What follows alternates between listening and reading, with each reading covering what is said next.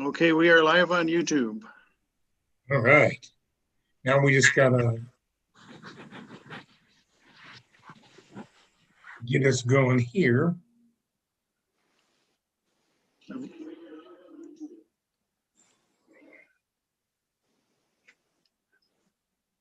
I'm in the speaker view.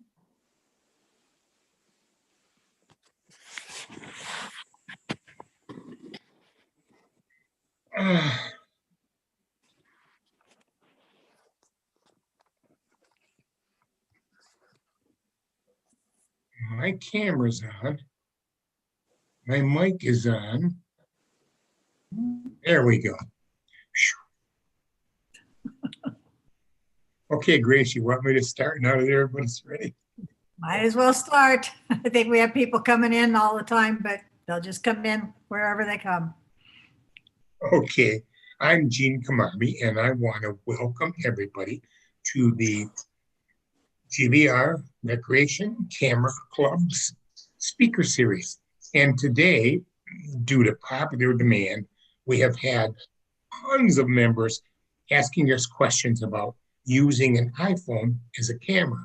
So we've done a little arm twisting and brought Grace Pitzer here, and she's going to give us an overview of using your iPhone as a camera. Grace, it's all yours. Welcome. Well, thank you very much. I am glad to do it. It's good to be back dealing with the Camera Club again. So this is coming to you via YouTube from Portland, Oregon, where I happen to be right at the moment. So many of you have probably taken my classes over the years. I've been doing it for a lot of years. But this last year, the iPhone photography was the popular one. And so there have been a number of changes and so forth. So I'm going to today just give you kind of an overview of some things that might be new, might not, but I want to make sure that everybody understands that this is basically a smartphone thing too, because everything that I will be talking about, you will be able to find on your Android phone. It just won't be maybe in the same place. I'm going to do this this presentation in 3 parts. One is going to be using a keynote because I can't show my camera. I don't have anything to look at for a camera. And so I'll be going over what that's about. And then I'm going to go over the editing tools that Apple has put in the new operating systems, which are really much more robust than they used to be. And then I'm going to try to tweak your creativity a little bit and just give you a quick look at iMovie in case you might be into doing something with video. And you can do this all on your phone. So I'm going to start out by sharing my screen with my keynote. And hopefully you're seeing a sunrise there. And so the first questions are, where are you in your smartphone evolution?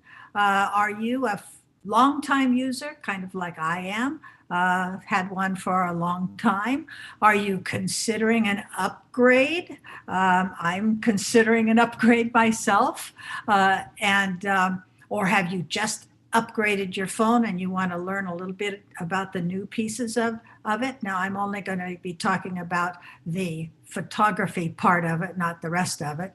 Are you a person who've just been taking snapshots and would like to be a little better at taking your pictures? Do you have, or have you thought about doing video? Maybe you have. Have you edited your pictures on your phone?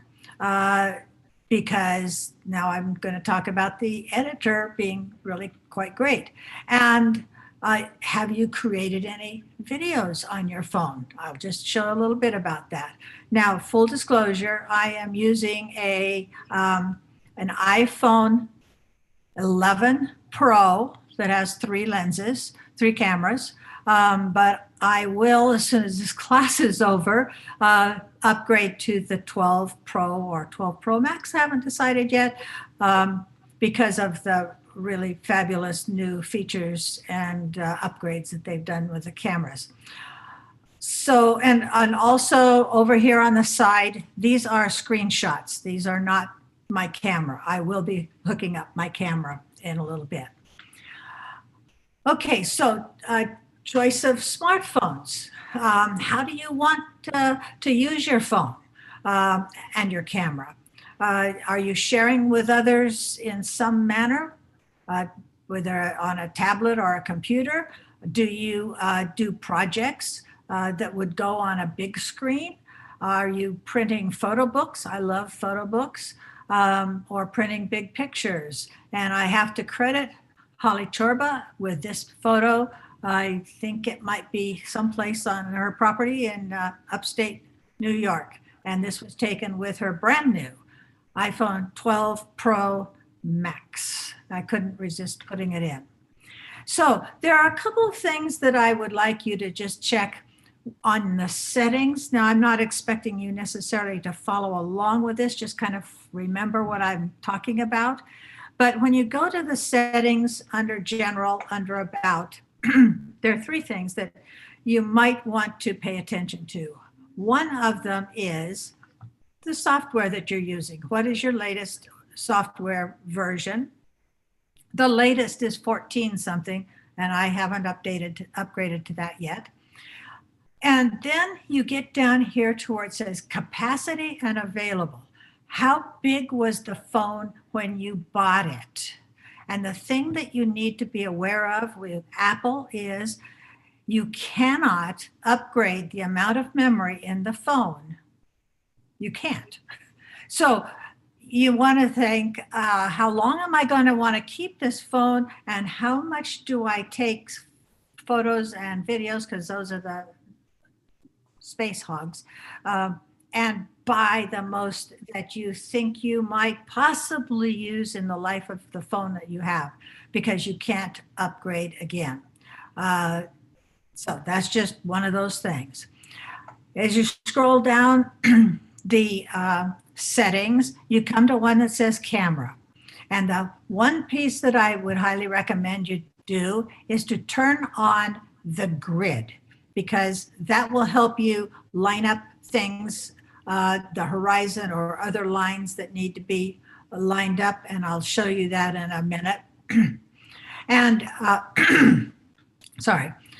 Then if you're going to be doing video, then I suggest that you kind of take a note on the video. If you're only going to be showing videos on your phone, iPad, computer screen, then 720 is fine. You don't need to shoot any faster than that. If you're going to be showing your videos on a big widescreen TV, then maybe shoot your videos at 1080p. And unless you're doing a big computer video project with a lot of stuff on it and showing it on a 4K screen, there's really no reason to shoot that large, because it takes up a whole huge amount of memory. The other piece is up here under format. And there are 2 formats that Apple does now. One is called high efficiency. It's their own kind of compression. And then the most compatible, which we all, I think, use, is JPEG. And just be sure that you check mark the one that says JPEG or most compatible. Now, we get to the part where, how many of you have missed the shot because you were trying to put in the code, find the camera, get the camera turned on? Well, you know, that takes time, and maybe your shot, you missed it. So here are 3 tips for how to get to that camera without going through all that. And one of them is on the lock screen. You'll find a little camera. All you have to do is touch and press it. It's a 3D touch, so it'll go clunk a little bit and the camera will open. It didn't unlock your phone, it just opened the camera. The other is to put your finger right here on the right edge and swipe across the screen. And if you do that, it will swipe open the camera. Finger on the right, swipe across, and it will open the camera. For a really older phone, it's a swipe up from the bottom. And the Androids have a similar way of getting quick access to your camera without unlocking the phone. Okay, now comes to how to take the picture. And I know all of you have done this because that's the obvious one. That white button down there at the bottom is the shutter. So you just tap the shutter and you take the picture. But you heard, but wait, there's more. Okay, so the 2 volume buttons on this left side of your phone, volume up and volume down, either one of those will take a picture. So if you have your phone all lined up and are ready to take the picture, all you have to do is squeeze off one of those volume buttons and it will take the picture, okay? And then there's more.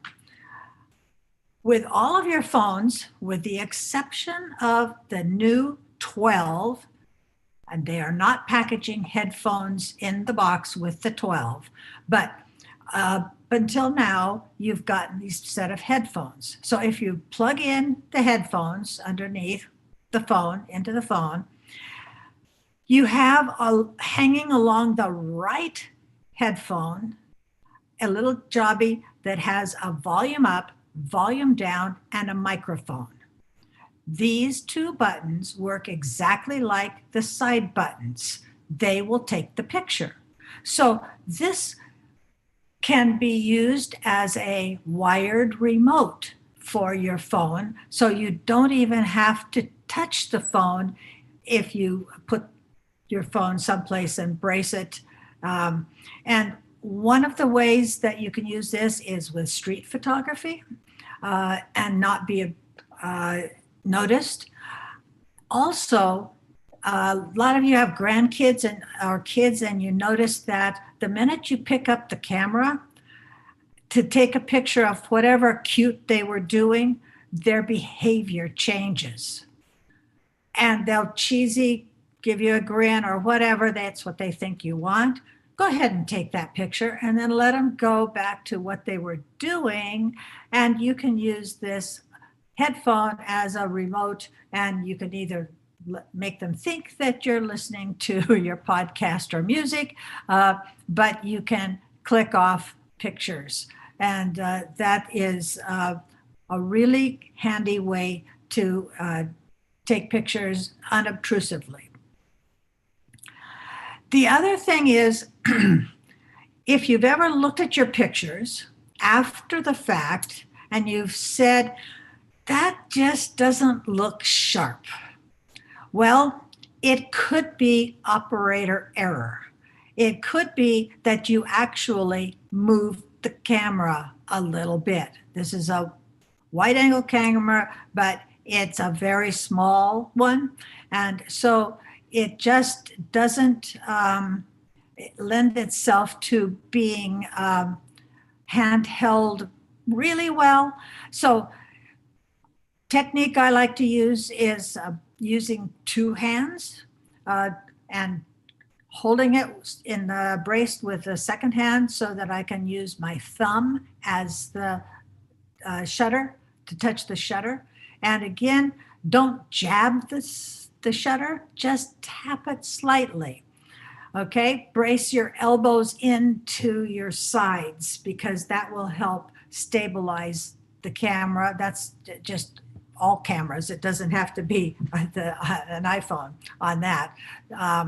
Anyway, so just try to brace it as best you can. I'll talk about tripods later.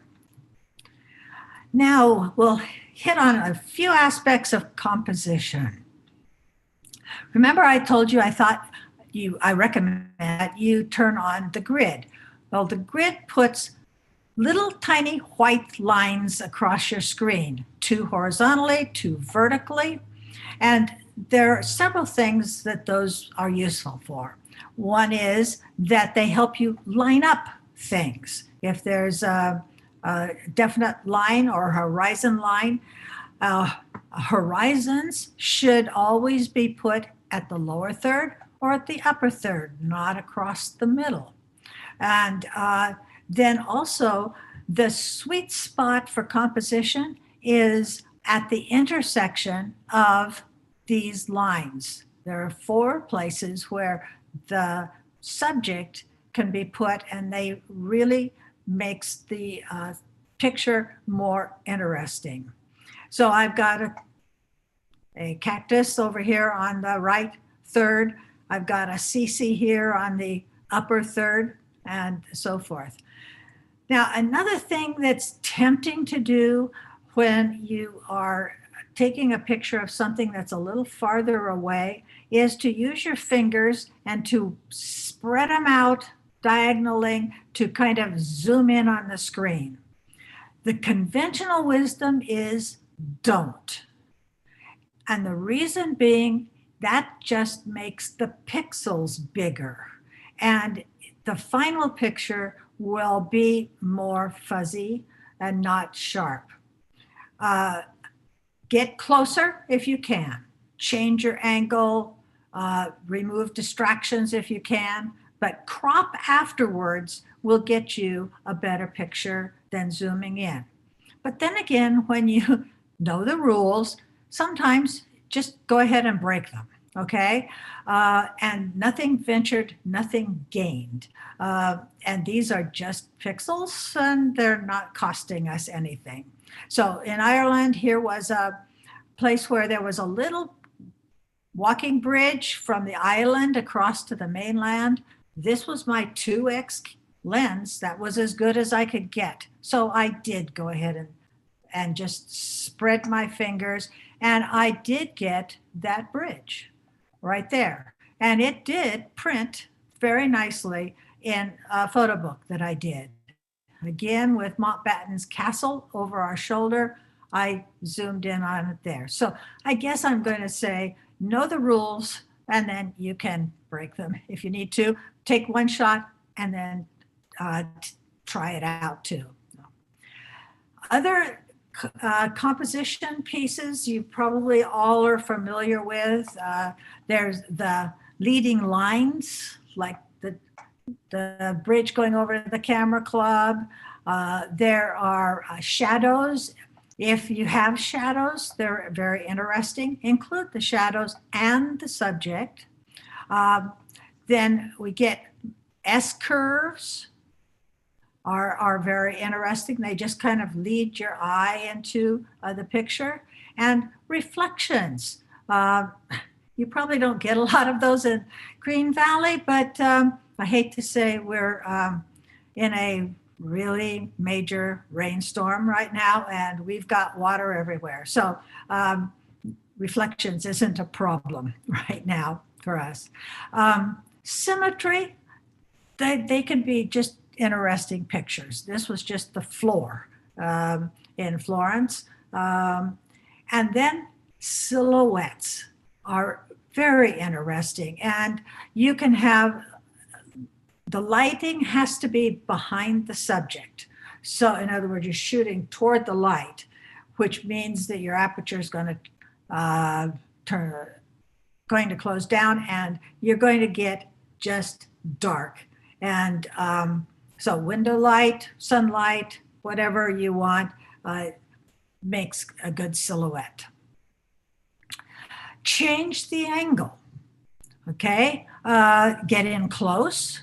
You recognize the sundial from the arid desert arid, desert, arid, anyway, the arid gardens, get down low. I had to get down really quite low in order to get the dahlia up into the sky, and also put the camera up to take a shot from above, so you can see the vastness of those dahlia fields. So those are just some ideas of composition that you might use. Now, you're using cameras. Many of you are upgrading cameras, iPhones or smartphones, to where they have more than one camera on them. And so I would urge you to use all the cameras. See what you can do with all of them. This was my iPhone 10. It had two cameras, a wide angle and a 2x. This is my iPhone 11 Pro. It has the ultra wide angle, or 0.5 wide angle, which is 1, and the 2x camera that has all three. So these pictures were taken standing in exactly the same place. I did not move at all. I just changed the camera. So you can get an idea for what you can do if you have more than one camera. Use them, make use of them, okay? Now, before you take your picture, there are some things that you would probably want to do. One of them is set the focus and exposure. Now, iPhones, smartphones, like all cameras, will focus right square in the middle if you don't do something about it. So when you focus, you want to tap the screen where you want it to focus, wherever it is. If I tap the screen out here, that's what would be in focus. This wouldn't be. So just set the focus. It will put a yellow box at the focus point, and it sets the exposure. But you can change the exposure. All you have to do is run your finger down the screen, and it will darken the exposure. If you run your finger up the screen, it will lighten the exposure. And just don't get too close over here to these, because you might swipe into videos and stuff like that. So try to do it the other way. If you're taking a vertical picture, then this is down the screen to darken. This way is up the screen to lighten the exposure. Now, iPhones come with a feature called live shots, and you need to know what they are, because if you have taken a picture and when you go to look at it, it kind of jerks around, you've taken a live photo, and you probably didn't mean to. And I'm going to want to tell you exactly what is happening here. When this is orange, live shots are on. When it's white, or white with a line through it, it's off. So just be aware of that.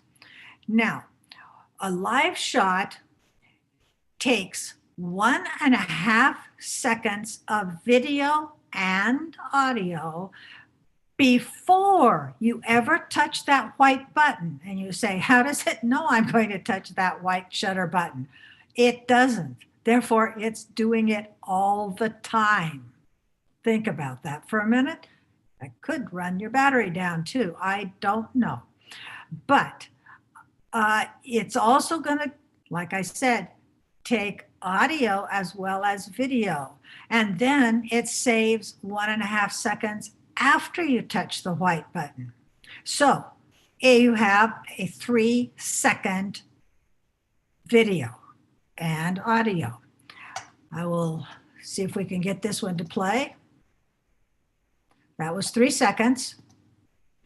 Notice that nothing around this moved, only the water.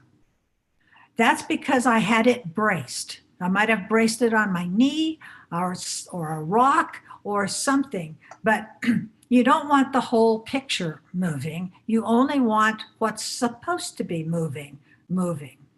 So you can understand that it's always running if you have it on, and it's going to save the 1.5 seconds before you touch the shutter button.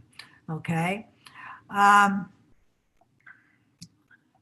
Let's move on. So once you have a live shot, there are 4 pieces to it. You have the live shot, which is here. You can loop it, and that means it runs, and then it goes back to the beginning and runs again and goes back to the beginning. You can bounce it, and a bounce just means it runs to the end, then it runs backwards to the beginning. I've always all seen, I'm sure, the kid eating the banana and then spitting it back out. Okay, well, that's what we'll do with the bounce. And the last one is called long exposure. And what it does is it smooths out the part that's moving so that it looks like it's kind of milky water, that kind of thing for a waterfalls. So that's what you can do with live exposure. Next is the timer. And on our cameras, our old cameras, DSLRs, whatever we're using, you would set up a time exposure. You would put it on a tripod or mount the camera. You would set it to go off. Then you'd run and get in the picture, and then it would go click, and you had one picture. Then if you wanted more tries, you had to do it over and over again. Well, when the iPhone at either one of these 3 or 10 seconds goes off, it shoots a burst of 10 frames. There they are, the 10 frames. And 10 seconds was plenty of time for me to get back and down on the floor with the rest of the group. So somewhere in those 10, you probably have one that has everybody's eyes open and their mouths closed and so forth and so on. So that's a pretty good thing. You can save one picture, save them all, throw away the ones you don't like.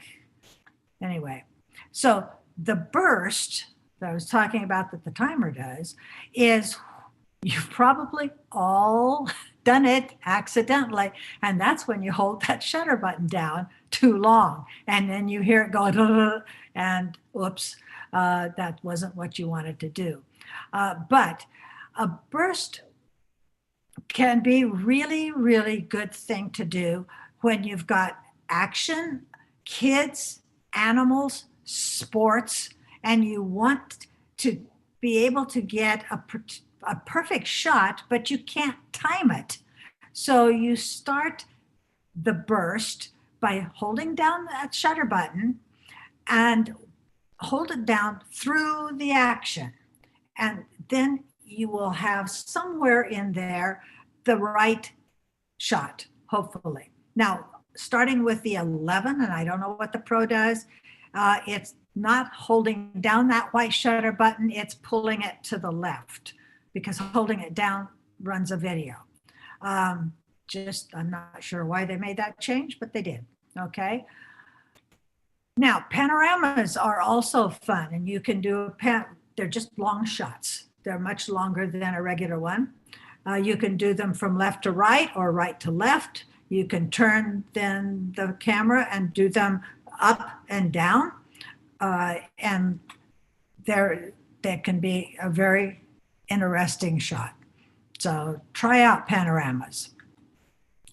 The other feature that's new starting on the 10 was the portrait mode. And the portrait mode has a number of different kinds of lightings that you can set, and those lightings are in a scroll wheel here. The one this is showing is the stage lighting, and the stage lighting will take away the background. Now, what the camera keeps in your photos is all of the information. So in the editor, if you want to go back and put the background back, you can. It's all there. It's all done with software. So here's an example of a plant in my back deck that I took. I set it at f1.4. So besides changing the lighting, the portrait mode also allows you to change the f-stop from 1.4 to 16. And you can see the difference, 1.4 to 16. It makes a huge difference in the depth of field. How much do you want in focus and how much do you not want in focus? And the point of the portrait is often you want the background blurred. And that's what this can do. Now, again, it's not changing the aperture on the phone. It's a software thing, but it's really very well done. And starting with the 11 on the iPhone, Apple put in what's called night mode. And the night mode only comes out at night. It has to be really dark before this little symbol opens up, and it will tell you whether it's going to take a 1, a 2, or a 3-second shot. Actually, it's a time exposure. And so obviously when you're dealing with time exposures, you need to be very steady. This picture was taken without the night mode on, and this one was taken with the night mode on, but it was braced. I obviously had the camera sitting on something to take that shot. Then we get to the fun parts of video. And I would imagine all of you have taken some video, but just straight video, you know, while we're watching this, I'm going to ask you, how do you watch your video? You usually watch your video on something that's horizontal. So why do people take vertical video? I don't know. They send them to the news and so forth, and they show them they have to blur out the sides and all that. And the other point is, nobody wants to watch your jerky video. Nobody. And you're not even going to want to watch it after the fact, really. So what you need to do is brace it. This one, I had my I had my elbows braced, I think, on that one. Now, cameras, the iPhones that have multiple cameras, you can use all of those cameras while you're shooting a video. You can change cameras and it's not going to interrupt the video at all. So I've got a little 19-second clip here of the wedding dance. I start off with the ultra wide camera. I go to the telephoto camera, 2x. I go back to the wide and then the ultra wide. So we'll just watch this.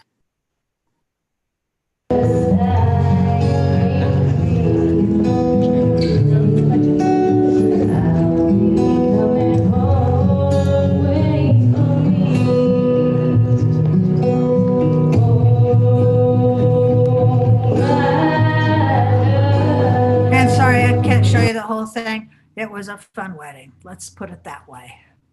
But you can, I wouldn't recommend doing it very often, and I didn't do it much. That's just a little clip that I caught that did have all three of them going. So use the different cameras. Next is the slow motion. And you'll recognize this. This is a Brago Drive. I had my camera on a tripod in the dashboard of the car as we drove up a Brago Drive, and I was shooting in slow motion. Okay, again, a steady, anytime you do video, you want it steady, okay? And the last kind of video that you can do is time-lapse. And time-lapse compresses your video because it takes a picture and then it waits a while and it takes another picture and then it waits a while and then it takes another picture. So this was 5 minutes compressed into 23 seconds at a watering hole in Botswana. And we'll wait till they exit stage right. There we go. Okay. That's it for videos. Now, taking a picture, there are just a couple of things while you're in the field, wherever that field may be that you've gone to shoot. While you're there, double check your pictures to make sure that they're sharp. Take the picture, set the focus, take it, then look at it in photos or right there in the camera with the little box where you can open it up, the picture, and look at the part that you want it to be sharp. Is it sharp? If not, take it again. But you don't want to get home and say, oh, gee, that's not sharp anymore. Now, the other thing I want to just kind of entice you on, because in Green Valley, per se, we have such great, fabulous sunsets and sunrises, and you're all out there shooting them. I see them on Facebook. And here I was looking at the sunset. I was looking at the bridge, the river, and all of that. And then I happened to turn around. So I'm encouraging you that when you're shooting one thing and you think it's gorgeous, turn around. There may be something even better behind you. That is not doctored in any way. That's the way it was shot. And I went back the next day just to prove to myself that yes, it was just a gray building. Okay. I've mentioned tripods briefly. I like mine right here, which is a tripod mount. And you can see the back of it. You can see it comes down and around, and it has 4 holes for various kinds of screws that go on top of a regular tripod. And I also have Gorilla legs that I use a lot also.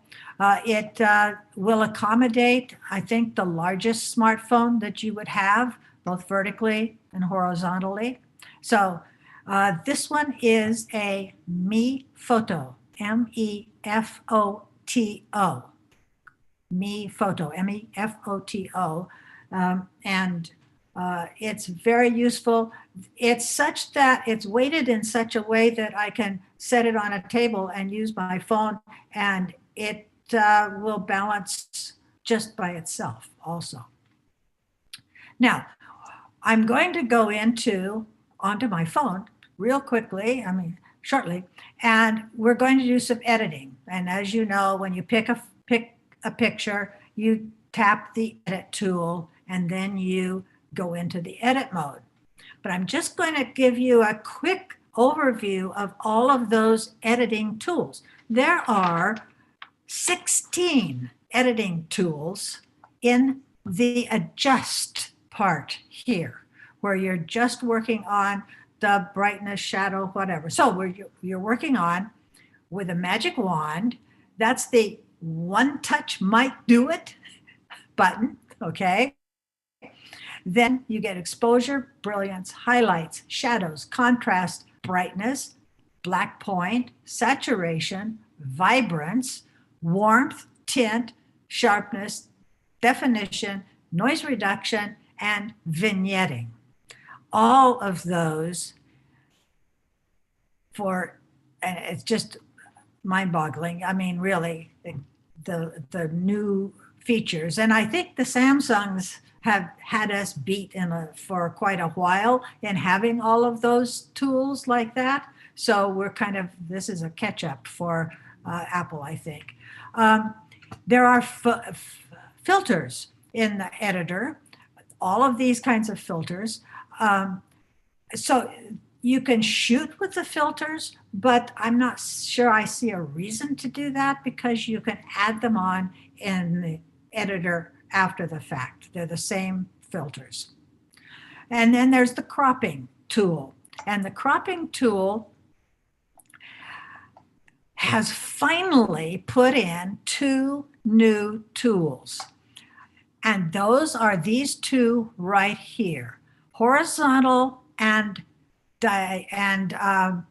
vertical skew or perspective tools. And I will show you how those work. But I've had to go out to Lightroom or to a third-party app called Screw It in order to get those kind of tools. Now they're in the editor on the phone. You can flip your pictures. You can rotate them by 90 degrees. You can choose what aspect ratio you want them to be of all of these.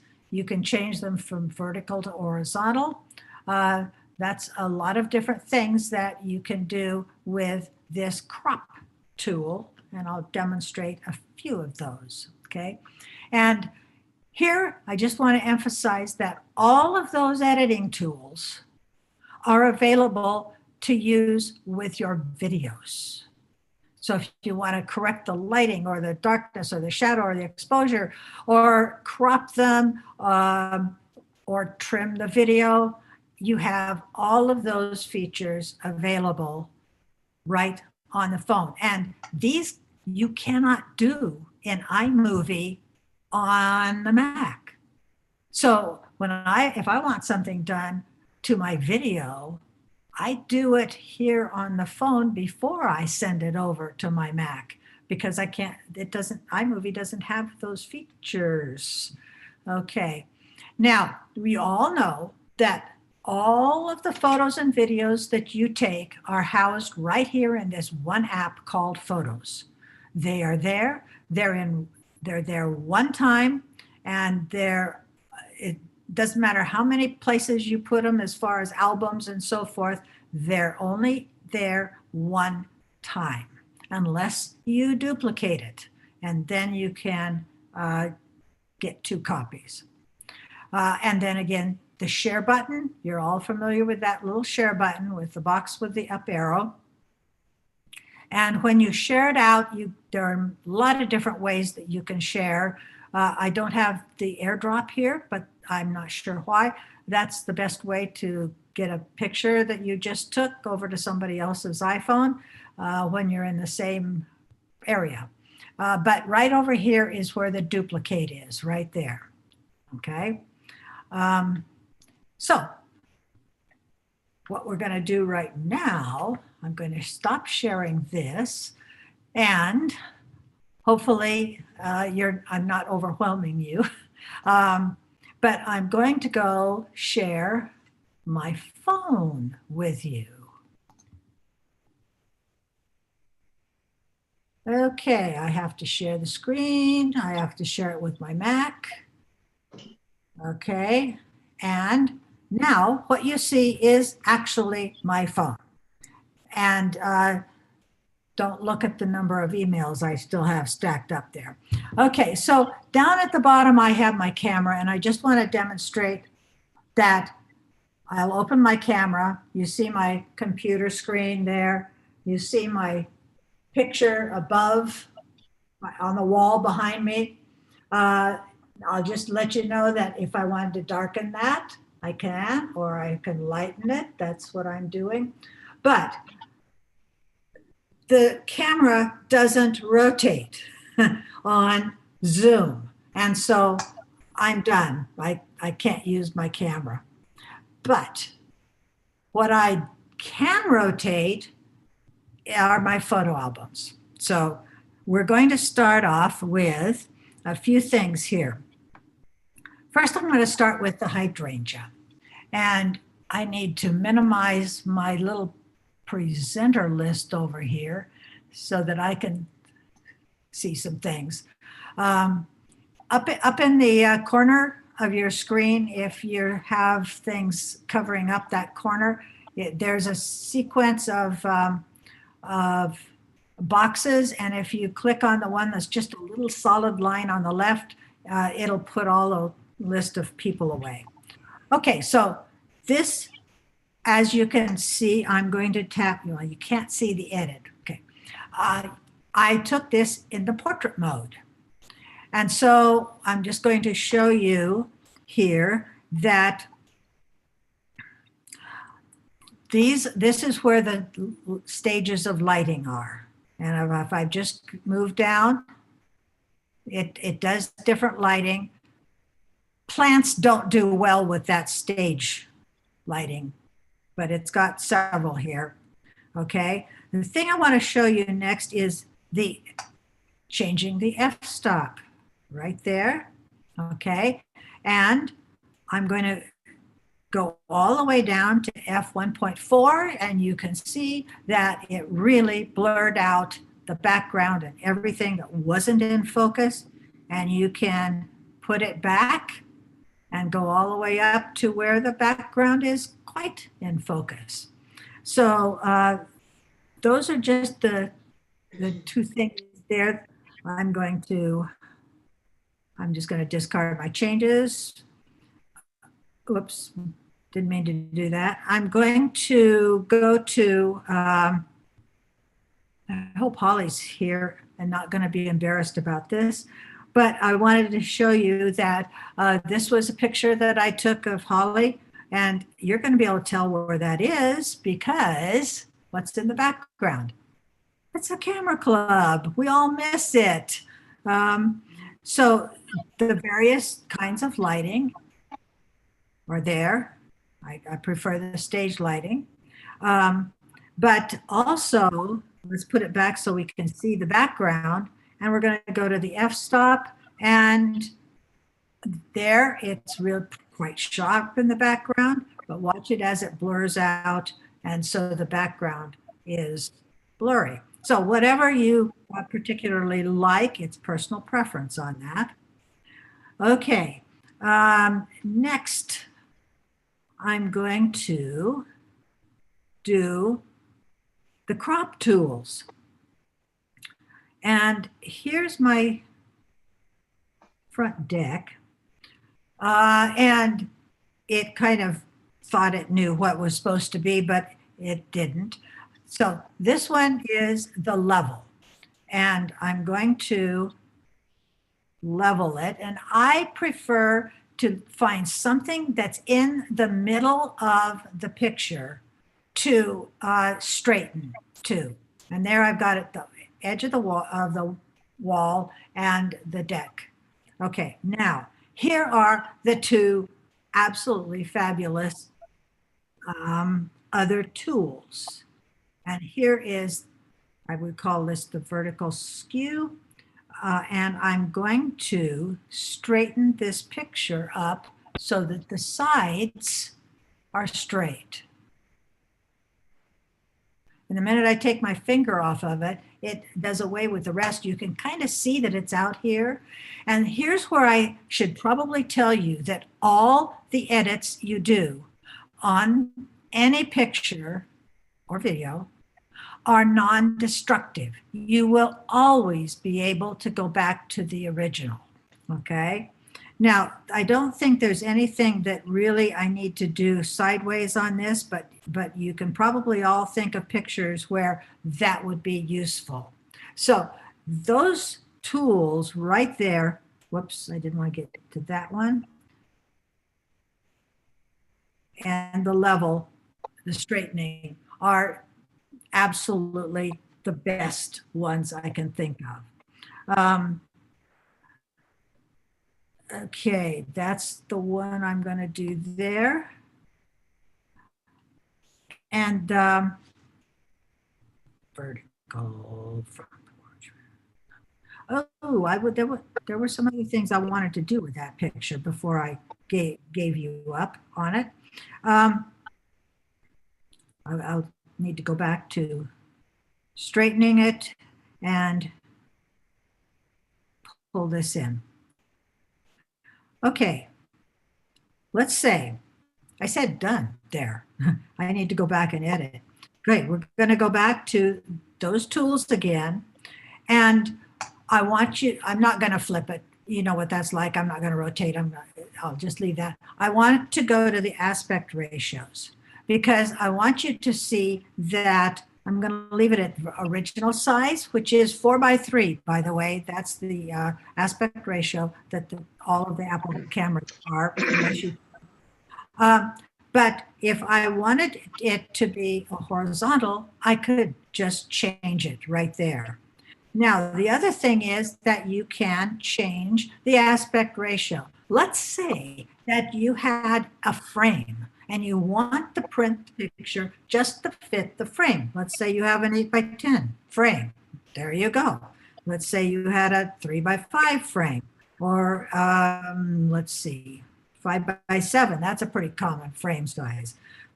Let's say that you really wanted to have just that part of the picture.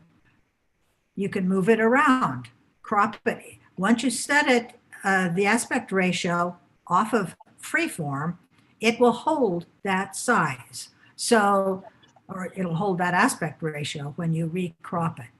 Okay, that was the thing I wanted to show you right there. So I'm going to just discard those changes. Now, we went to the Sunflower Festival and found some sunflowers. Now, I'm going to go to the Adjust tool. That's the one here with a clock, it looks like, with some dots around it. I'm not sure what those are, but you get the first one, which is the magic wand, and maybe that did a little bit. You can touch the picture and see what the difference was. Now, and so you can see on each of these tools, the yellow part, that's the part that the magic wand changed, okay? So maybe I'm going to change the exposure. I'm going to bring that up, exposure a little bit. The next one, brilliance. Well, they did a good job on that, but I'll do a little more. Highlights, lowered the highlights. That makes the blue in the background just a little better. And so forth. Shadows. Let's bring up the shadows a bit. That's going to enlarge that. I can even zoom in order to see what we're doing better. Okay, so let's see, brightness, black point, saturation. I'm not a fan of saturation. Vibrance, maybe? And you can see what's happening. Let's go to sharpen. This one I know you can see happening.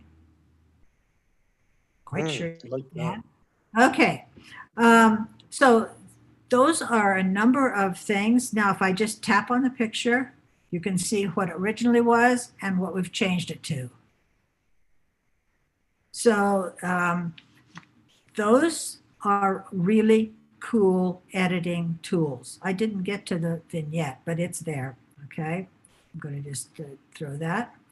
Now, I'm going to just show you this picture because if I touch the editing tools, you can maybe see the word revert up in the upper right-hand corner.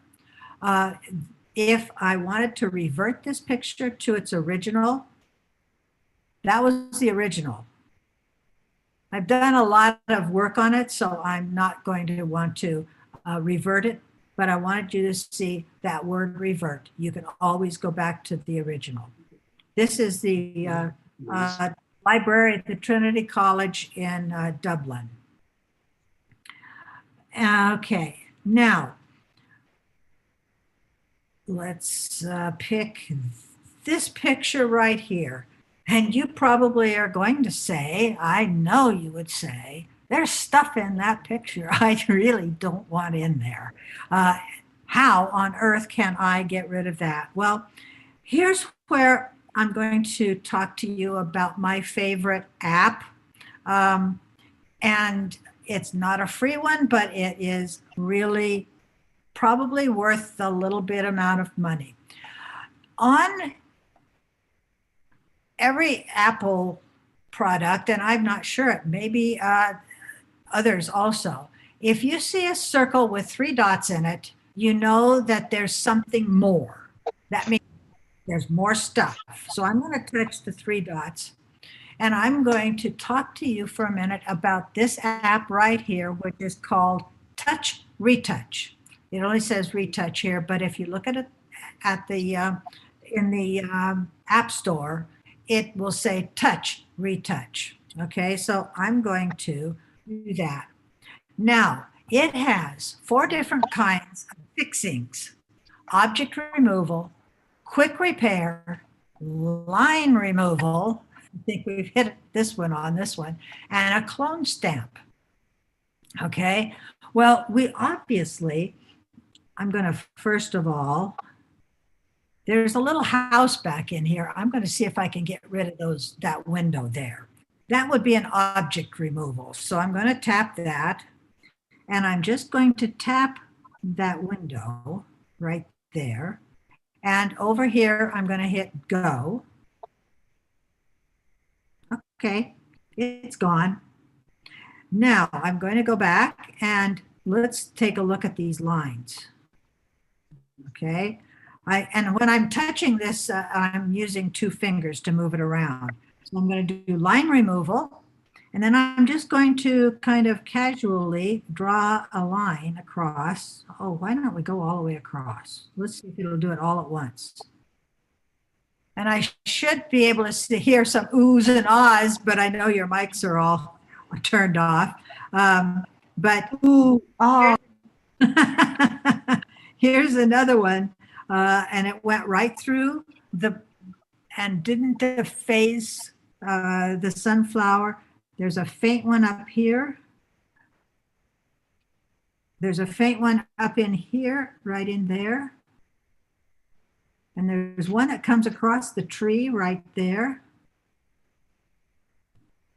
Probably needed to do a little something else. There was a little dark spot, and one that comes across here, and one that comes across over here.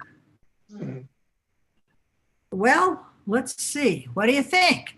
I think that did quite a nice job, and I can touch over here by to see what it was, and we can see that it puts those lines are all back there. Okay, I'm going to do the same thing. I'm going to hit done on this right now, and I want to show you one more thing which does appear on all Apple products, and it's called the markup tools. And you can just see here that there's a pencil, highlighter, eraser, all these kinds of things. Plus, you can add text, the signature, magnifier, or these symbols, and that's really good to know. So I'm just going to cancel out that. I just wanted you to know that they were there, and I just canceled. Connection to the Eagles and suggested he watch The Split and. Okay, and I'm getting some feedback from some people talking, which means they probably don't have their mic off right now. Okay, so that was just a teaser for some of the things that I will cover in classes when I start teaching, hopefully sometime in January if I get a chance. So that was kind of a promo, but there's one more thing I would like to share with you, and that is iMovie. It either comes on your phone or you can download it. It's a free download, I believe. And that right here is iMovie. Whoops, I didn't mean to, I just need to tap it. iMovie, I'm going to turn it sideways so you can see it. iMovie allows you to do things in 2 different ways. One is to make a full movie, and the other one is to make a trailer. Now the trailers are about 1 minute long, maybe 1.5, and they come with some themes that have the graphics and the music and everything. You just need to put in the text and drop pictures in, and that's all you have to do. And I'll show you one. A movie, however, you can put photos and videos, you can put voiceover, you can put your music in, and so forth. So I'm going to show you first one that I've basically kind of done. This is a trailer. I'm going to raise that up so that you can see that there's some pieces that you put in. And this is what's going to show in the credits at the end of the movie. Okay. And then you get your storyboard. And this is where you start writing your story. And you just put in whatever you want in whichever places you want them as you write your story. And then you can download the pictures. I'm going to say done there and go back to the beginning. I'll put that in there. And whoops. Oh, I can play it from here. And if it's jumpy, it's because of Zoom. It's and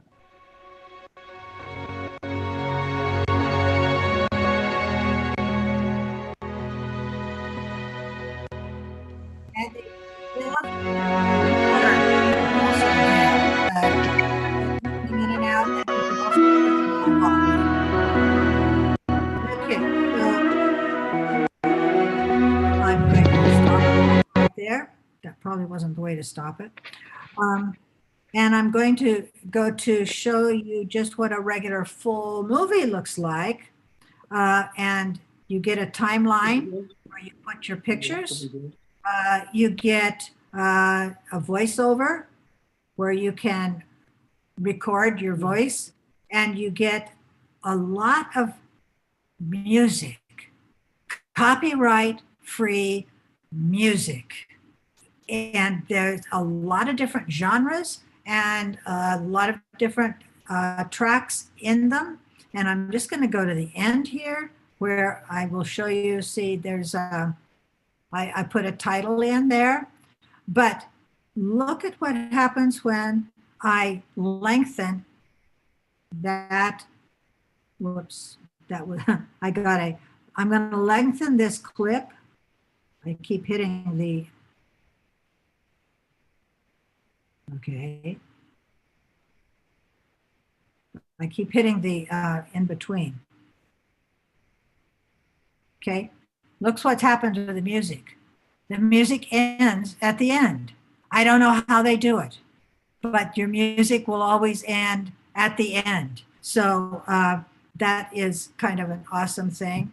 So I want to just tweak your creativity to try out iMovie in either one of those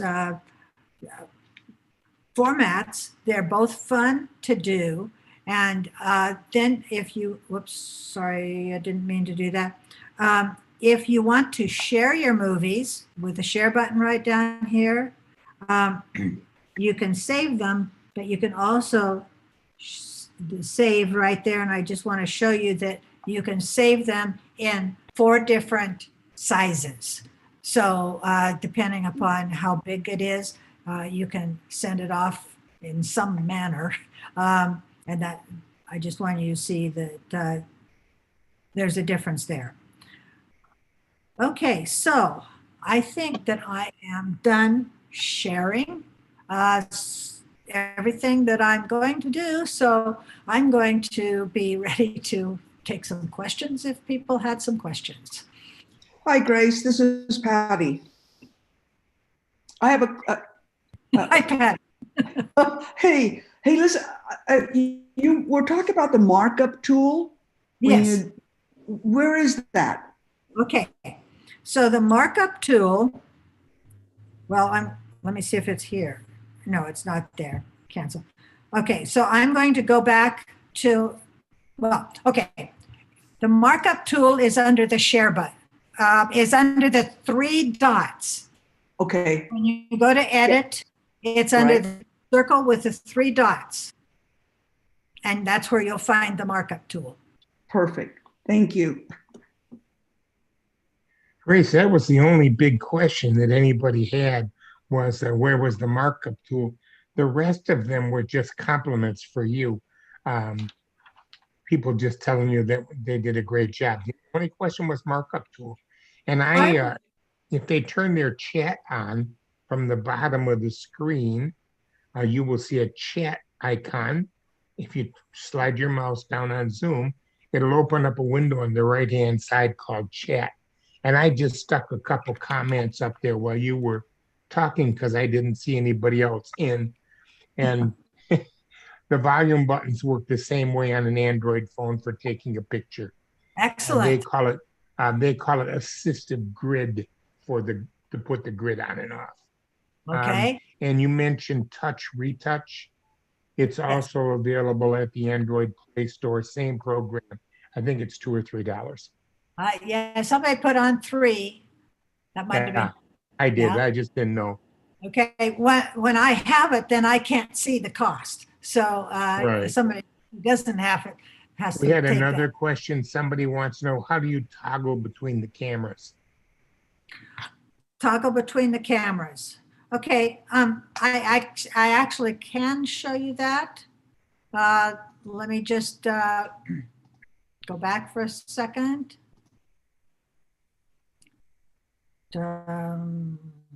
Screen share.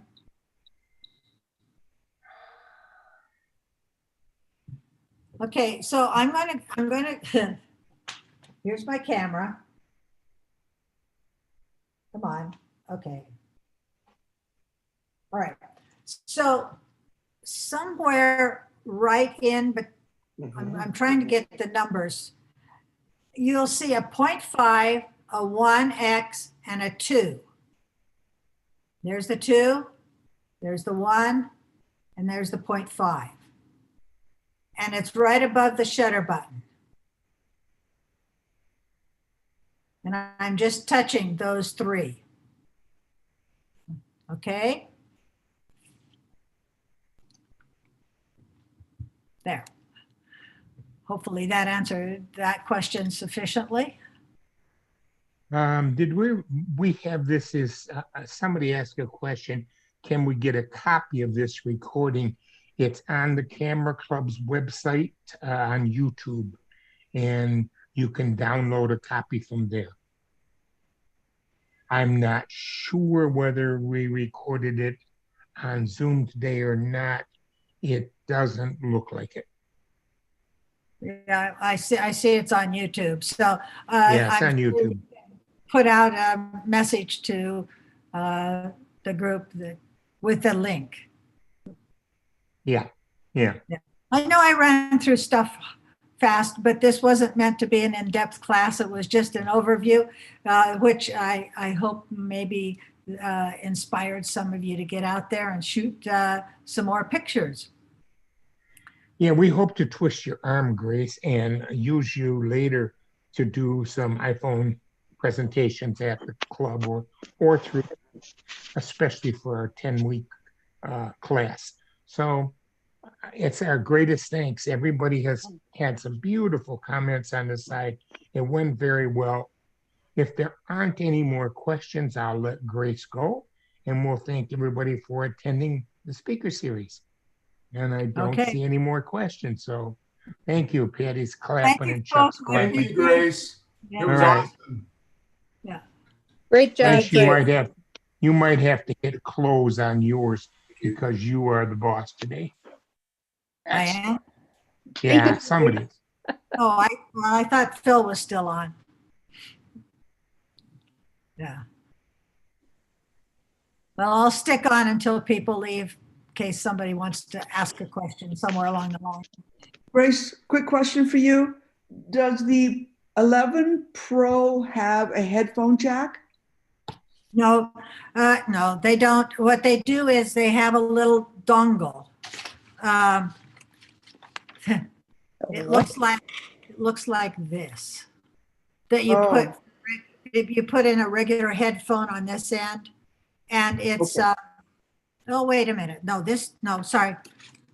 It has one that looks like this, but this is the one that goes in my computer, which is USB-C. And I replaced the one that goes in, but it's not expensive, but but you do need that little adapter. Adapter that goes into to plug it in to charge it. Yeah, you plug it in that same place where it charges. Right. Because Okay. Apple took away the extra headphone Because outlet. I love that trick of taking pictures with people not knowing you're taking pictures with your Yeah, headphone thing. I like that. yeah. And I'm going, I don't have a headphone jack. Okay. You know, I didn't mention, but if you're in a studio situation, that really is a good way to take people's pictures because you've got your phone on a tripod. It's all in focus. You're standing alongside of it. You're chatting away with the person you're photographing, and you can just click off the pictures when you see different Right. ways that they're looking and smiling and so forth. So it's a great one for studio photography. Great. Well, it was great to see you. Thank you, Grace. Fabulous. Good to see you too. Hi, Pat. Nice to see you, Grace. This is wonderful. I'm enjoying my new 10S phone.